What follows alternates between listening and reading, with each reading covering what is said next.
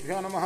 శ్రీ మహాగణాధిపతే నమః. శ్రీ సరస్వతి నమః. భక్తులారా, సత్సంగంలో భాగంగా ఇప్పుడు మనం రామాయణం నుండి కొంత భాగం పారాయణం చేసుకుందాం. నిన్నటి వరకు మనం బాల, అయోధ్య, అరణ్య, కిష్కింద, సుందరకాండలు పూర్తి చేసాం. యుద్ధకాండలోని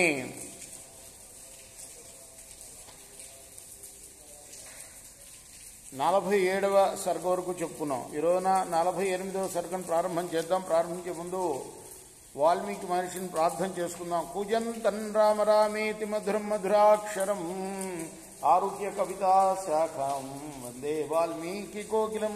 సమర్థ సద్గురు సాయినాథ్ మహారాజ్ కీ జై. భర్తారాం విహితం దృష్ట్వా లక్ష్మణం చ మహాబలం విలలాపభృశం సీతా కరుణం శోకకర్షిత.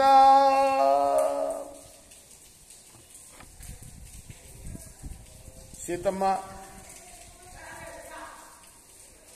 దీనంగా ఏడుస్తుంది. రామలక్ష్మణులు ఇద్దరు కూడాను చనిపోయారని ఆమె అనుకున్నది. ఊచుర్నాక్షిణికా ఏమాం పుత్రిణ్య విధవేతి చ తేజ సర్వే హతే రామే జ్ఞానినో నృతవాదినః. ఆమె ఎలా ఏడుస్తుందంటే, నన్ను చూసి పూర్వం సాముద్రిక శాస్త్రజ్ఞులు అంటే హస్తరేఖలు చూసేవాళ్ళు ఈమె పుత్రవంతురాలవుతుందని, వైధవ్యం లేదని చెప్పి ఉన్నారు. కానీ ఇప్పుడు రాముడు మరణించాడే, ఆ పండితుల మాట అసత్యం ఎట్లా అయింది? యజ్వనో మహిషిం ఏమాం ఊచు పత్నీంచ సత్రిణః తేజ సర్వే హతే రామే జ్ఞానినో అనృతవాదినః.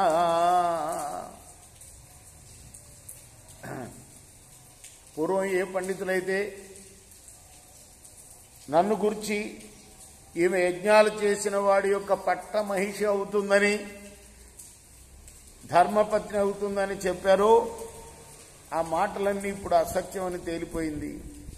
ఎందుకంటే ఆయన ఇంకా యజ్ఞాలు అవన్నీ ఏమీ చేయలేదు. పట్టాభిషేకం కూడా కాకముందే అడవులకు వచ్చేశాడు కాబట్టి ఆమె ఇంకా పట్టమహిషిగా కూర్చోలేదు, యజ్ఞాలు చేయలేదు. మరి ఇలా చెప్పారు పండితులందరూ కూడాను, జ్యోతిష్యులందరూ కూడా. వాళ్ళ మాటలన్నీ కూడా వ్యర్థమైపోయాయి కదా. వీర పార్థివ పత్నీనాం ఏ విదుర్భర్తృపూజితాం తేజ సర్వే హతే రామే జ్ఞానినో అనృతవాదినః. ఈ భూమి మీద ఉన్న రాజులందరిలోకి కూడాను, రాజుల భార్యలందరిలోకి కూడాను నేను భర్త యొక్క గౌరవానికి పాత్రురాలవుతానని చెప్పారు పండితులందరూ కూడాను. ఇప్పుడు వాళ్ళు అసత్యం పలికిన వాళ్లే అయిపోయారు. ఊచు సంశ్రవణే ఏమాం ద్విజా కార్తాంతికా శుభాం తేజ సర్వే హతే రామే జ్ఞానినో అనృతవాదినః. సౌభాగ్యవతి అవుతుందని కూడా చెప్పారు ఆ దైవజ్ఞులు అంటే జ్యోతిష్యులు. మరి వాళ్ళ మాటలు కూడా అసత్యం అయిపోయినాయి. వాళ్ళ మాటలు అసత్యం అయిపోయినాయి కదా. ఇమాని ఖలు పద్మాని పాదైర్య కుల స్త్రియా అధిరాజ్య అభిషేక్యంతే నరేంద్ర ప్రతిభాస. నా పాదాల్లో ఉన్న పద్మాలు నా భర్త చక్రవర్తి అవుతాడని కూడా చెప్పాయి కదా. వైధవ్యం యాంత్యైర్నార్యో లక్షణైర్భాగ్య దుర్లభ నాత్మనప్తాని పశ్యామి పశ్యంతి హత లక్షణ.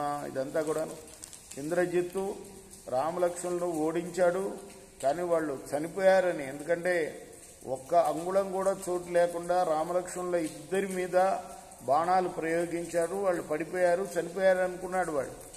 తండ్రితోటి సంతోషంగా చెప్తే తండ్రి ఏమో ఆజ్ఞాపించాడంటే ఆమె కాపలా ఉన్న రాక్షస స్త్రీలను విమానంలో, పుష్పక విమానంలో తీసుకుపోయి ఆ రామలక్ష్మణులను ఇద్దరిని చూపించి తీసుకురండి ఆమెని, అప్పుడన్నా నన్ను ఆమె చేపడుతుంది అని చెప్తే ఆమె ఇక్కడికి వచ్చిందనమాట. వైధవ్యం యాంత్యైర్నార్యో లక్షణైర్భాగ్య దుర్లభానాత్మనస్తాని పశ్యామి పశ్యంతి హత లక్ష్మణ. నా ఇందున్న మంచి లక్షణాలన్నీ కూడాను వ్యర్థమైపోయినాయి కదా.